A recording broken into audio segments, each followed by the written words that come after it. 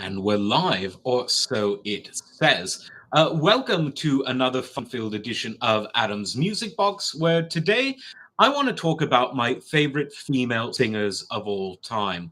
Wonder if I could do something about that. Strapped into the chair like it's a clockwork orange, and all that. Anyway, who cares? Because this is a song about sound. This is a song. This is a show about sound rather than light here on Adam's Music Box. So, what we lack in terms of a background, we have a lot in terms of a foreground of records that we're going to talk about today. Now, I've done sort of these lists before, and I don't really call them countdowns because I'm not really good at ranking things. And I think a lot of people are, even Rick Beato, who does rankings that I really like, he always says that once you get down to the top five, it's really all the same. And in terms of the vocalists that I want to talk about today, they are all really, really talented. Some you might like more than others because of your own subjective tastes, but that's what makes these kind of countdowns special to me, because it's all about remembering some of the artists you might not have thought about for a while.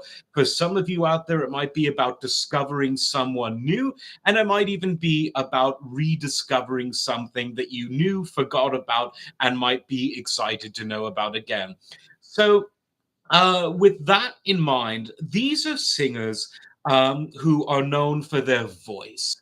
And that's why some of the great singer songwriters are not going to be on this list, because while a great singer songwriter might have the full package of someone who can write great songs, perform them really well, play guitar or piano while doing so, this list focuses on people who I think if they were to sing the phone book, as they used to say, it would be something that I would want to listen to because it's so good. And it's a long list. I've written much of it down, and some of it will just riff about. If people start to come in live and want to chat about it, just put it in the live chat, and I will read all comments out there, positive, negative, and otherwise. So let's begin. One of my very favorite, and by the way, if I didn't say so already, this is only going to be female vocalists. We'll do another one maybe next week, maybe the week after, focusing exclusively on male vocalists, because there's really a lot of difference in male and female vocal impressions, even in technique and in perception. So we're keeping that separate, just like I think they used to do at the Grammys. I think they still do it at the Oscars. I know they've changed it a lot over the past few years to gain publicity, but we are going to talk about the great female vocalists. So, one of my very, very favorite female vocalists of all time died just a few months ago this summer, and that's Angela Bofill. Wonderful, wonderful singer. She could sing anything: jazz, R&B, pop, Cuban music. She has some Cuban ancestry. Other Latin music. She has some Puerto Rican ancestry. A true, true goddess of song. Absolutely wonderful voice. Very dynamic, very rich, full bodied, wonderful phrasing. So many great albums. Straight out of the gate, her first album, Angie, is arguably one of her best. Angel of the Night, her second album, also wonderful. And all of the stuff she continued to do throughout the 80s as she went into a more pop direction was also, frankly, equally good. She was produced at that time in the 80s by Narada Michael Walden, who I've talked about a lot on this channel, one of the great drummers and songwriters and producers of all time. He discovered Whitney Houston. And Angela was in some ways more comfortable with the more jazzy or jazz fusion side of things. But her pop stuff, I think, came out really well, even though she had no intention of being a sex symbol.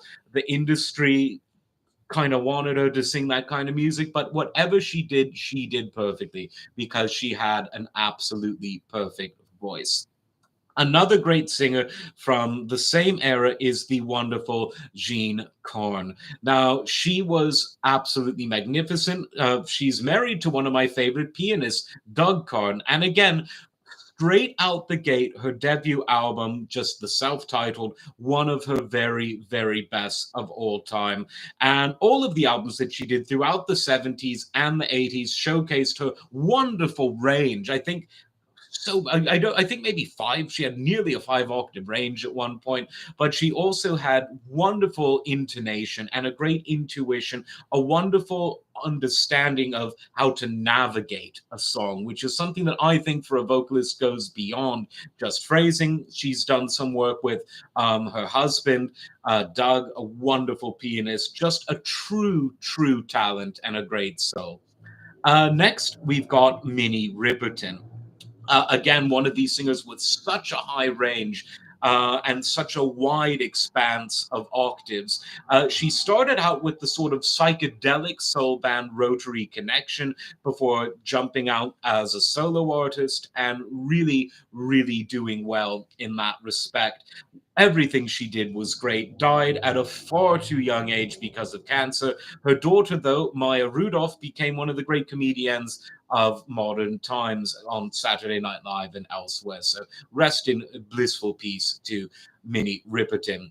Patty Austin, what a great singer. Again, you're kind of noticing a connection that with some of these singers, not all, but a lot of them, they start with a jazz background and work their way into pop because jazz gives you a very good sort of toolkit, a very good sort of palette on which to paint your paintbrush in any other genre. And it's much easier to go from jazz to pop than from pop to jazz because jazz is very demanding in terms of your rudimentary techniques. So obviously she was another great singer, Patty Austin, who started that way, but then went in a bit more of a fusion direction, more of a pop direction, always playing with wonderful musicians on her albums. You'll never find her playing with bad music. I mean, many of her backing musicians were stars in their own right. Just looking at her first album, you've got Eric Gale on guitar, wonderful. Barry Miles, a great jazz keyboardist and synthesizer player. Jeff Berlin, great bassist. Steve Kahn, great guitarist. Steve Gadd, we all know he's a great drummer. Chuck Rainey, great bass player, did a lot of stuff with Steely Dan. Michael Brecker was on there. Great, one of the great saxophonists of all time. His brother Randy on trumpet. And that was just her first album. So really good stuff.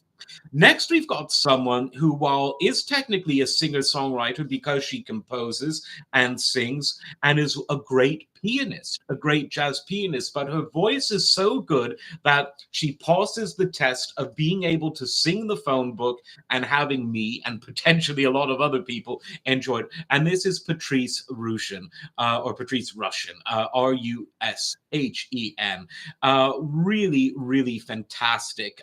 Probably best known for her song from the early 80s, Forget Me Nots, that was later used by Will Smith for the Men in Black theme. He sampled it, but she was a great improviser, a great jazz vocalist, and her earliest albums were really rooted in pure jazz before she went into the more poppy side of R&B. Again, played with wonderful people like Lee Retina, one of my absolute favorite guitarists, Harvey Mason she played with, one of the great drummers. Always, great musicians tend to surround themselves with other great musicians, and she certainly was that.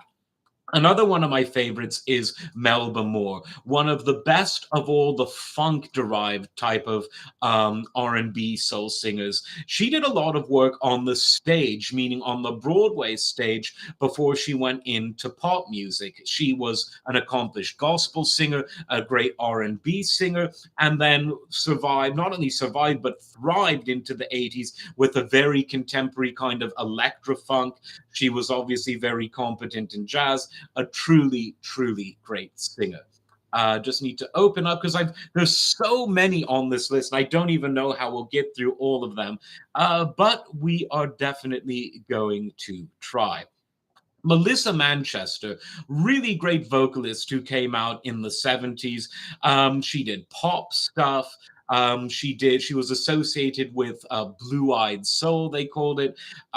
Really good stuff. Home to Myself was a great one. She was recently on the Midnight Special, the show that I plugged the hell out of on this. Not that I get anything out of it, but it was one of the great music shows of all time. And every Friday they release an episode in the original sequence which it aired. So every week we get to see a new old Midnight Special, just like the people then. And Melissa was really a good one. Definitely check out her 1975 self-titled album. Midnight Blue is on there. Again, wonderful musicians that played along with her.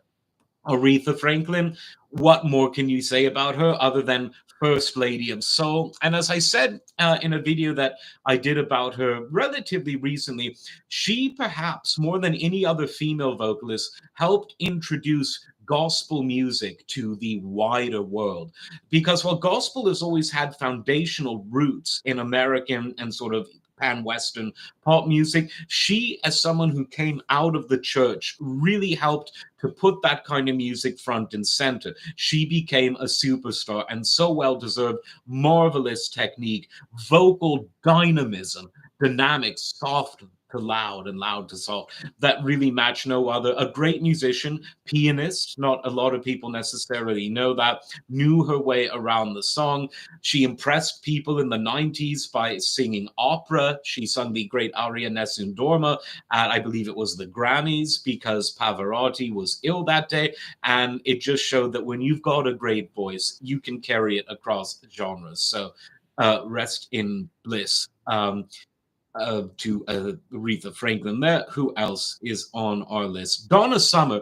Donna Summer, in many ways, the first lady of disco, which is sometimes thought of as a poor person's R&B. But in her case, she could sing anything. What a powerful voice. She did a great version of one of my very favorite songs, MacArthur Park. She works hard for the money and re-immortalized in South Park, but she was just absolutely fantastic. What more can you say about Donna Summer? Truly one of the best of all time.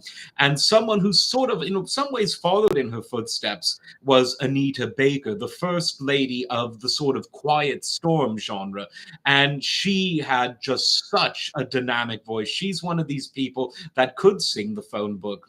She had her roots in a funk band called Chapter 8, and they had some pretty good stuff. And then, of course, she went on to a solo career that really reached its pinnacle in the 80s, obviously referenced by Kanye West in his slow jam song, A Little Anita. That refers to Anita Baker because she was great. Some of the best produced albums of the 80s, just looking at her first solo album to really become huge, The Songstress, and then an even bigger release that followed in 1986 with Rapture, one of the classic albums of this quiet storm genre. What a voice. I mean, I would put her on par with someone like Whitney Houston, who's obviously earned her place on this list for being one of the most virtuosic voices. Whitney is one of those people who could sing anything. A lot of people think that her version of the Star Spangled Banner, which she did at the Super Bowl, where the Giants beat the Bills, that she just was one of the finest people to ever do a rendition of that. So that's our segue from Anita Baker into Whitney Houston, who also much like Angela Bofill worked with, do pardon me, Narada Michael Walden. Roberta Flack, pure soul, pure emotion.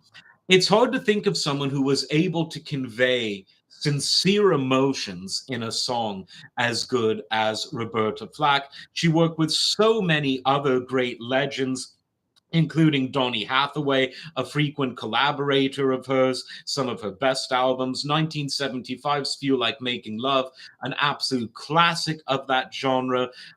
Chapter 2, her second album, Don't Know Why, is really, really one of the best, where you can hear the power of her voice, almost this wonderful combination of confidence and vulnerability, which really comes through in songs like Do What You Gotta Do, a wonderful Jimmy Webb track. So definitely check out Roberta Flack. Next, I want to talk about a singer who also, in one of her first albums, did a lot of stuff. Actually, her debut album, not just one of her first, but her first, by Jimmy Webb. He arranged and wrote almost all of the songs on that album, including the opening track, Sun Shower. And a lot of people have sung that song, but no one has really done it with the power and the conviction of Thelma Houston. She had a kind of revival in the disco era, even though she was singing jazz before that. She recorded an audiophile label. I've got the music in me for the great Sheffield Labs. They pioneered the direct to disc technology where you would record live to vinyl, and they really had some great sounding stuff. She did a wonderful cover of a song that was initially made famous by Harold Melvin and the Blue Notes and sung by the great Teddy Pendergrass, and that was Don't Leave Me This Way. Art Bell used to play it a lot on his radio shows. So, yeah, Thelma Houston, really, really one of the best. Stevie Nicks, one of the great rock and roll female voices of all time. Such a unique voice. She was raspy in her timbre, but also powerful and could really project without ever feeling overly sort of weighty and pseudo operatic. That's a technique in and of itself. The song Sarah, one of her best vocal performances ever. Gold Dust Woman, one of her best sort of neo psychedelic performances. The list of great songs that Stevie Nicks has sung on is too long for this video. I've done another one on her and her alone, but Stevie is absolutely one of the finest female vocalists ever, still out there. I think she had to postpone a few shows, but absolutely great. And to keep my voice healthy, hydration, very important for vocalists, usually water, but sometimes a nice warm cognac just does the trick. But that's in the other room, and I won't leave you in the lurch. Back to the list, Tina Turner, you know, first lady of rock and roll, just a voice that was she could scream in tune better than most of the male vocalists who tried to do that, but she could also do the sensual whisper. She could sing while dancing, and a great story of, frankly, female resilience. We all know that while her relationship with her husband Ike produced great music, it was very abusive and painful for her. The record industry was no help to her at all when she ran away from her abusive husband, but she persisted. And in the early 80s, her album Private Dancer re-established her as one of the great icons of music. A beautiful story and a beautiful voice, a truly beautiful person. I don't know anyone who had a bad thing to say about her, and we sadly lost her a few years ago, but we'll always have the music. A true, true, true original. Mavis Staples, the Staples Singers, they really took, again, they were one of these bands, even groups rather, before Aretha Franklin, that were taking gospel music to the masses. And they were able to transition from being a strictly gospel vocal group, and a family group at that, to being a group that was domineering in the pop and R&B charts in the 60s, 70s, 80s, and beyond. When you hear Mavis sing Respect Yourself, you just know that you're in the presence of greatness. And all of the stuff that the Staple Singers did was so good. I think in many ways the 70s was the strongest decade for the Staple Singers, even though there's really nothing that they did that was bad. But if I had to pick a favorite album, it would definitely be 1973's Be What You Are. Wonderful album. And I would say Beatitude, Respect Yourself from 72, Frank, equally good. Those two albums together were both so good. Great arrangements, great music, great session musicians, the Muscle Shoals rhythm section, say that 3 times fast, and In Rhythm were on that, and many other of the Stax albums that they did at the time. Wonderful, wonderful performance of the Staple Singers at the Watt Stax Music Festival from 1971. Along with Isaac Hayes, you could argue that they stole that show.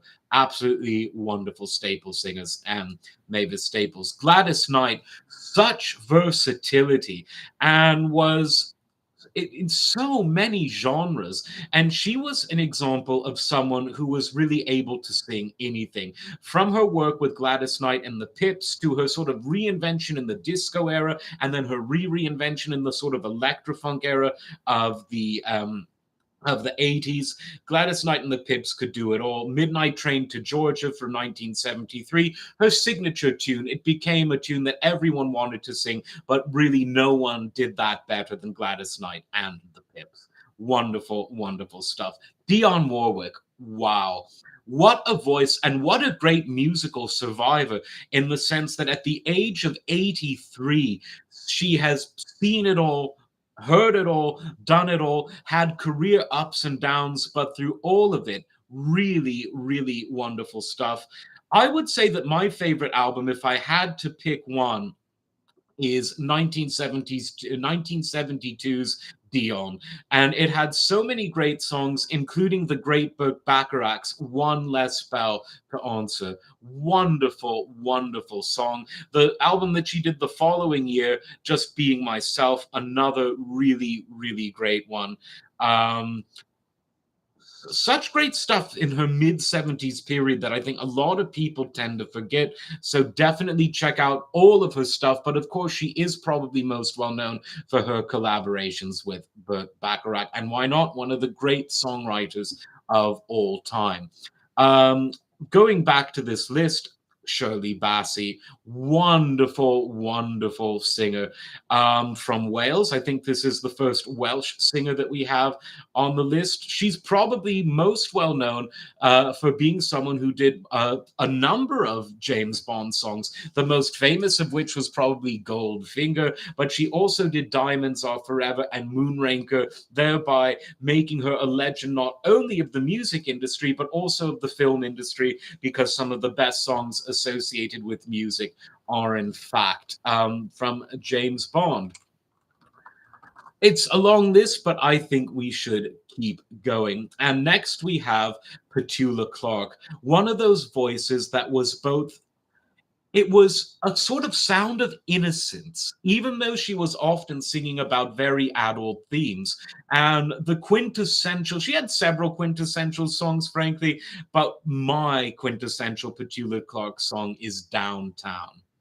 What a wonderful song. A song about escapism, a song about sort of escaping by going into the crowd. And she just sung it with such conviction and yet again, such innocence to that voice. Really, really a wonderful singer. A Sign of the Times is one that a lot of people love. And another singer, also from the UK, Lulu.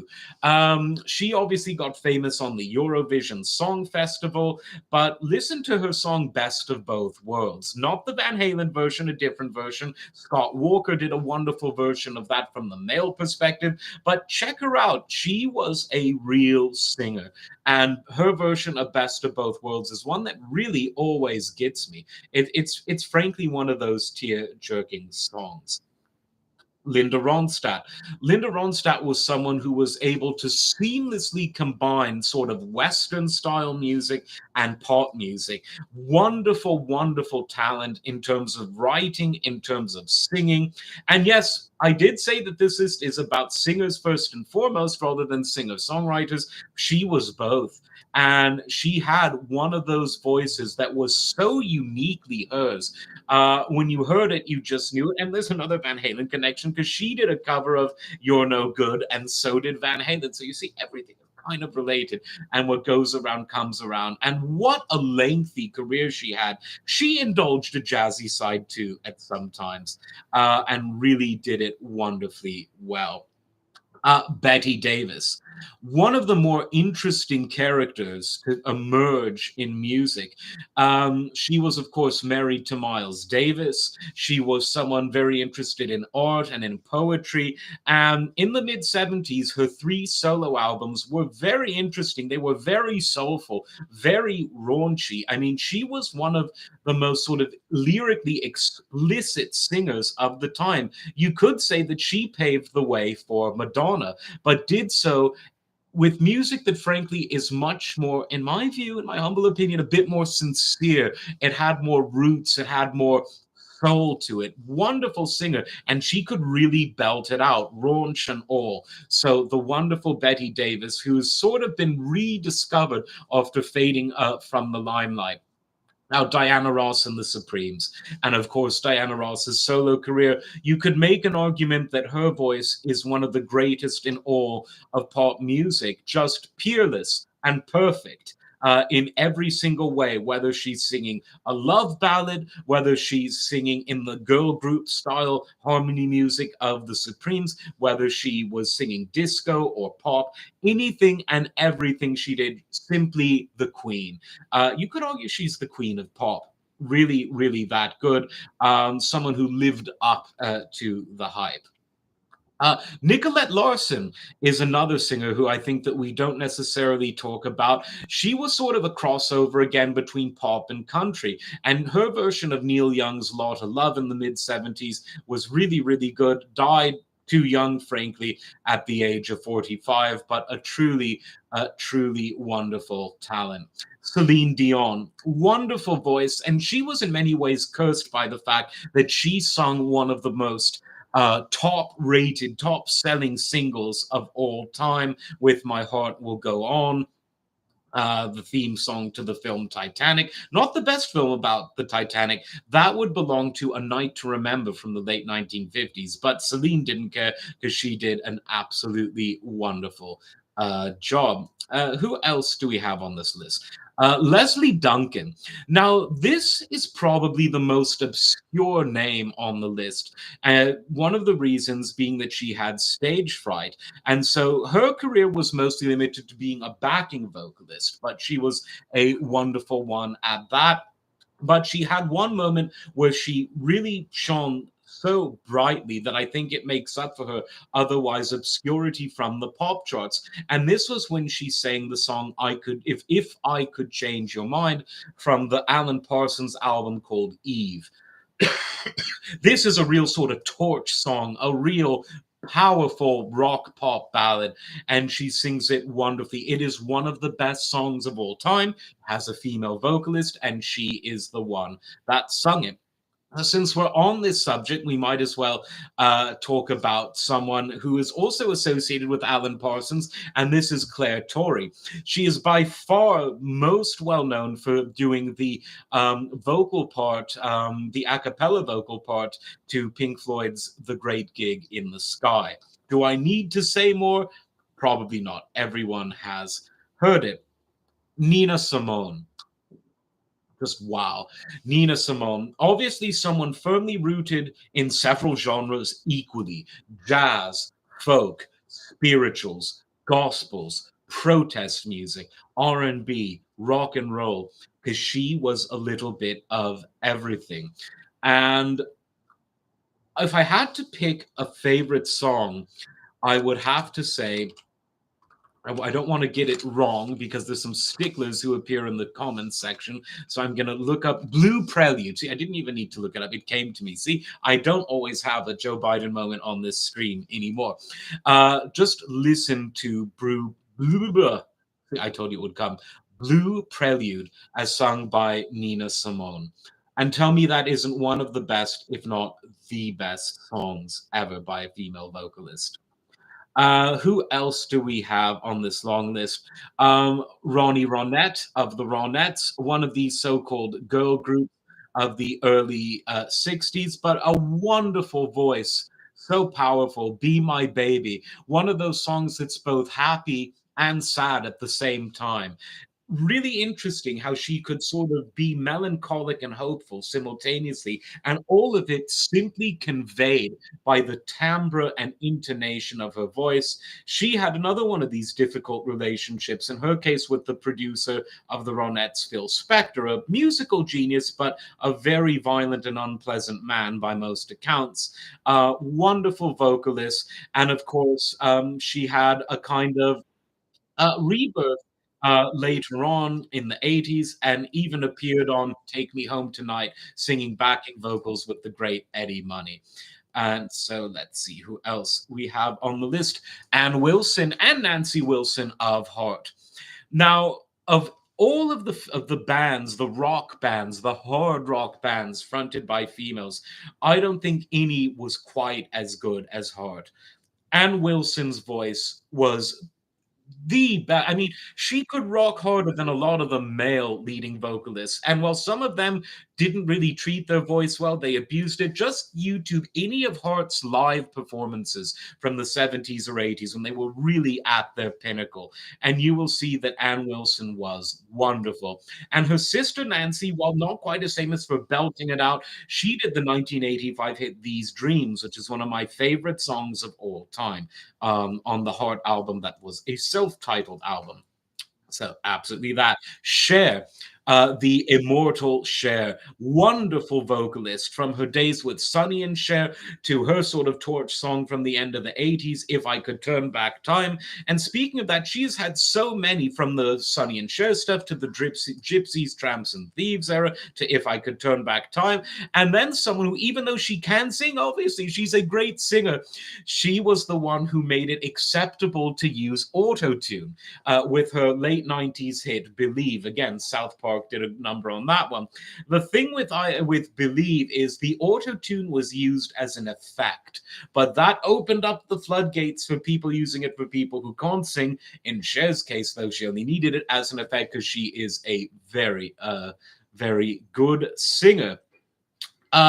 Gloria Gaynor, she did one of the quintessential female tracks of all time. It's one of those songs that really only a woman can sing, and this is I Will Survive, one of these great hits of the disco era, but she also did a wonderful version before that of the great Isaac Hayes song, Never Can Say Goodbye, one of my absolute favorites, so you've got to have her on that list. Olivia Newton-John, much like Petula Clark, she was able to convey both innocence and vocal maturity at the same time. And she had many hits in her native Australia and then in the US, but she became a mega superstar because of her role as both a vocalist and actress in Grease, alongside John Travolta. That immortalized her forever. She continued to have success in the 80s. She produced what is possibly the most funny music video of the 80s, and music videos in the 80s still had humor, and that's the video for Physical. Definitely YouTube that. It's a very funny video. When I saw it for the first time, I found it hilarious, and I still do. Another one that I think, frankly, we lost a bit too young. Tammy Terrell, wonderful vocalist who did such great work as a collaborator, a frequent collaborator with Marvin Gaye on songs like Ain't No Mountain High Enough, Ain't Nothing But the Real Thing. Just wonderful stuff. Died so young at the age of 24. And that really changed Marvin Gaye's career as well, because he went from being someone singularly famous for his duets with Tammy to someone who was branching out as a solo artist, singing more mature and more political material. But you can never forget Tammy, a wonderful vocalist who would have, without doubt, gone on to do a lot of wonderful things had she lived a bit longer. Ella Fitzgerald, the first lady of jazz, absolutely wonderful. Can't get any better than that. And right next to her, in terms of that pure jazz voice, wonderful in terms of repertoire, in terms of inspiration, in terms of so many things, is the great Sarah Vaughan. And before them, of course, there was Billie Holiday. Her song Strange Fruit, powerful, socially conscious, politically haunting, mesmerizing, absolutely wonderful stuff. Can't have a list like this without her. Sade, a wonderful, or Sade rather, if I'm going to pronounce it correctly, wonderful singer, probably most famous for Smooth Operator and Sweet as Taboo, a wonderful sort of Caribbean flavor that she brought to her jazzy R&B, just the most silky smooth, wonderful voice that you could imagine. Such a talent. Anne Murray, the Canadian songbird.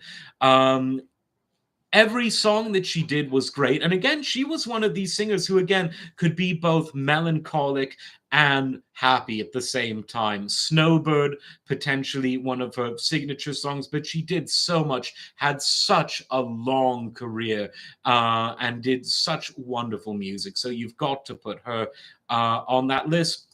Evelyn Champagne King, such a great R&B voice, powerful, confident, convincing, always in tune, long before autotune, and singing songs that weren't always easy to do that in. She had a very jazzy approach to music and then went more into the R&B side, especially as the 1980s rolled on. Wonderful voice, never really did a bad album. Evelyn Champagne King. I told you this list was going to be long. Let's see if I done this. I'm just sort of ticking off the ones I've done so that I don't repeat any. Cheryl Lynn, another great voice of both disco and R&B. Really, really great stuff. I really like the album that she did in 1981, In the Night. Really, really great album from front to back. Phyllis Heyman, wonderful, wonderful singer. All of her stuff was so good. Frankly, I think even though she sold records and even though she has a good reputation, I think that Phyllis is actually underrated. So definitely check out Phyllis Heyman. Wonderful, wonderful vocalist. Helen Reddy. She was someone who was in many ways the voice of her generation. I am strong, I am invincible, I am woman. Everyone really liked her. She was a frequent midnight special host. You got to have her on the list. Let's see, because I'm not really doing these in order. I'm sort of skipping around. We've done, of course, Whitney Houston. We have to do that. I'm sure that I'm forgetting some.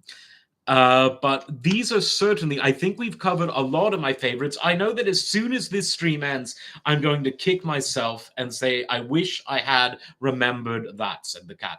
But I think we're going to call it a day for now, because that was a lot of names for everyone to go through on their Spotify's and all the rest of it. I'll do the stuff about the death of physical media next week, so I'll amend the title for you folks out there in YouTube land.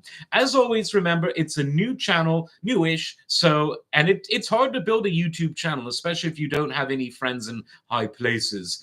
You mean the people who rig the algorithm. So like, subscribe, share, and we will see you next time. And the ladies of rock and pop and soul and jazz and all of the other genres we covered, keep listening to them because they are super talented. Bye-bye. Take care.